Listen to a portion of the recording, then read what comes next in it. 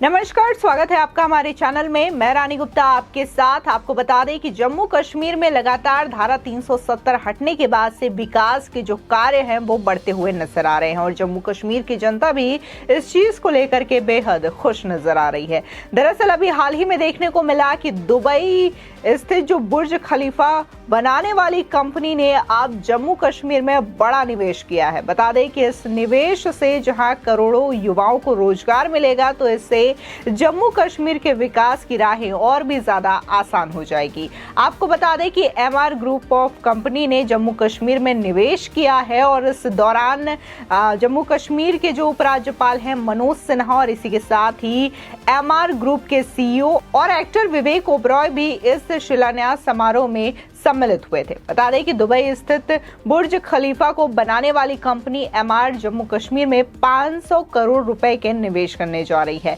Company ने केंद्र शासित प्रदेश में पहले प्रत्यक्ष विदेशी निवेश वाली परियोजना का रविवार को शिलान्यास किया और इस शिलान्यास के तहत श्रीनगर के बाहरी हिस्से में एक शॉपिंग मॉल और बहुमंजिले भवन का निर्माण किया जाएगा। बता दें कि केंद्र शासित प्रदेश के उपराज्यपाल मनोज सिन्हा ने घाटी में स्थित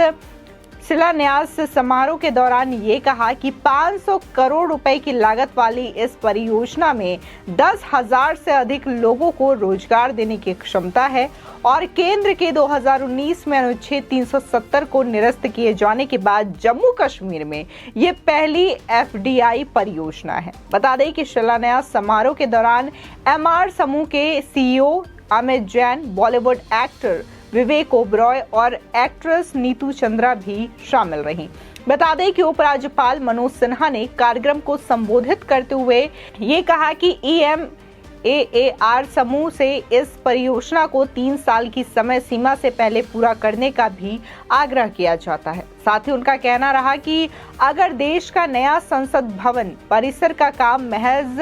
1.5 साल के भीतर पूरा किया जा सकता है तो हम निश्चित रूप से इसके तय समय से पहले पूरा होने की उम्मीद कर सकते हैं। लिहाजा अपनी बात रखते हुए एमआर ग्रुप के सीईओ अमित जैन ने ये कहा कि जम्मू कश्मीर में उनकी कंपनी के निवेश का गहरा असर होगा। उन्होंने कहा कि हर 1 रुपए के निवेश के साथ 9 रुपए का निवेश होगा। लिहाजा इस तरीके से 500 करोड़ रुपए का ये निवेश आगे चल करके 5,000 करोड़ रुपए के निवेश में बदल जाएगा। आपको बता दें कि सरकार ने जम्मू कश्मीर में 70,000 करोड़ के निवेश का लक्ष्य रखा है और इसके लिए कई बड़े ग्रुप के साथ MOU पर हस्ताक्षर भी किए गए हैं। इस कड़ी में बड़ी संख्या में निवेशक व कंपनियां जम्मू कश्मीर आ रही हैं और बात करें पिछले माह की तो हाल ही में JSW यानी कि जिंदल साउथ वेस्ट समूह ने भी अपना स्टील प्लांट लगाने के लिए पुलवामा में भूमि पूजन किया था। बता दें कि पुलवामा जो कभी आतंक का सबसे बड़ा गढ़ माना जाता था, लेकिन आज वहां के युवाओं के लिए रोजगार के नए रास्ते खुल रहे हैं। बता दें कि संसद में जानकारी देते हुए केंद्रीय गृह राज्य मंत्री नित्यानंद राय ने इस बात का उल्लेख किया था कि जम्मू कश्मीर सरकार को अब तक 64,058 करोड़ रुपए के निवेश के प्रस्ताव मिल चुके हैं और इस निवेश के जरिए जम्मू कश्मीर विकास के रास्ते पर तेजी से आगे बढ़ रहा है। आपको बता दें कि आज तक जो लोग ये कहते रहे कि अनुच्छेद 370 के खात्मे के बाद जम्मू कश्मीर में क्या बदलाव आया है, तो उन्हें यकीनन वहां जाकर के देखना चाहिए कि जो प्रदेश में जारी किए गए तमाम नए विकास के प्रोजेक्ट हैं उनको गौर करना चाहिए। बता दें कि जम्मू कश्मीर और श्रीनगर राष्ट्रीय राजमार्ग के चौड़ीकरण का कार्य हो या रेलवे लाइन का कार्य हो, जम्मू कश्मीर अखनूर हाईवे का विस्तारीकरण हो या फिर टनलों का कार्य हो या प्रदेश में बन रहे 2 एम्स, IIT, IIM आदि का काम हो, ये सभी विकास परियोजनाएं इन दिनों जोरों पर हैं और ये कहीं ना कहीं तभी से संभव हुआ जब जम्मू कश्मीर से 2019 में धारा 370 हटाई गई। उसके बाद से लगातार वहां पर ना तो पत्थरबाजी की कोई घटना देखने को मिल रही है, ना तो दंगे होते हुए दिखाई दे रहे हैं और ना ही ऐसे अटैक्स होते हुए दिखाई दे रहे हैं जिससे कि जम्मू कश्मीर की शांति व्यवस्था भंग हो सके। आपको बता दें कि जब से धारा 370 हटाई गई है वहां पर लगातार जो शासन है वो हालांकि वहां के उपराज्यपाल मनोज सिन्हा संभालते हुए नजर आ रहे हैं, लेकिन इस बीच अभी तक कोई भी ऐसा वाकया जम्मू कश्मीर में देखने को नहीं मिला है जिससे ये कहा जा सके कि वहां पर शांति व्यवस्था भंग हो रही हो। और लगातार जिस तरीके से वहां पर टेररिस्ट ग्रुप जो एक्टिव थे उनकी कमर तोड़ने की कोशिश केंद्र सरकार के द्वारा की जा रही है, फिर चाहे वो एनआईए के द्वारा रेड की जा रही हो, उनकी जमीन की कुर्की की जा रही हो, या फिर तमाम जो आतंकी संगठन है उनको बैन करने की कवायद चल रही हो, या फिर उनके जो सरगना है जो कि पाकिस्तान में रह करके जम्मू कश्मीर में लोगों को ट्रेनिंग देते हैं और अपने आतंकी संगठनों को जमीन तराशने की कोशिश करते हैं, तो ऐसे लोगों पर भी लगातार केंद्र सरकार एक्शन लेते हुए नजर आ रही है। इनकी गिरफ्तारियां भी हो रही हैं, इनकी जमीन को कुर्क किया जा रहा है और साथ ही इन पर